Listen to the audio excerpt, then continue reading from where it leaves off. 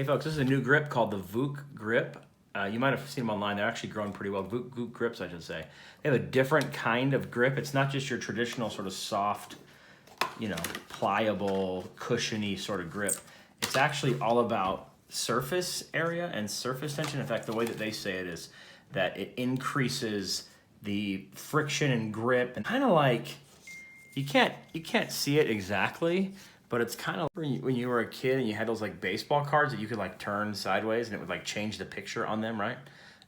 That's kind of what it feels like. It's got those really, I don't think the camera's gonna be able to pick those things up, but if you can imagine that sort of feel, that's really what it is. But this is just a good old-fashioned Sambat MC5 youth wood bat, and this is black, so we thought that would look better on this whatever color we call that.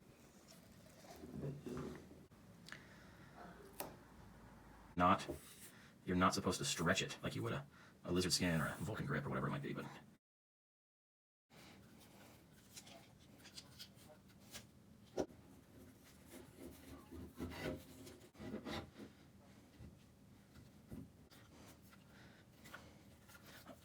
as you notice, we tried to start on the wood bat. We struggled a little bit, if we're being honest. We struggled a little bit putting it on there. We think the VukGripz doesn't stretch, like a lizard skin that you can actually stretch and move. So when you get offline a little bit with a lizard skin, you can sort of move it, and when you have like a different shape of this cylinder, you can actually make a lizard skin work. We were having trouble making it work. We probably could have made this work on here, but I don't know if it would have been as clean. I feel like I would have messed up on the lines, and when it got off of the angle, I had trouble getting it back on the angle. Whereas like a lizard skin, you can just sort of, over like a turn, you can sort of muscle it and just kind of stretch it a little bit into that thing.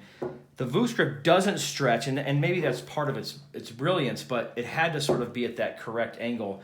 So I went and got an old CF8 that we had that has a perfect cylinder, and it went on a lot better, and it really does feel great. Yeah, if you're holding the bat loose, right, then you can get faster bat speed. That's the whole idea.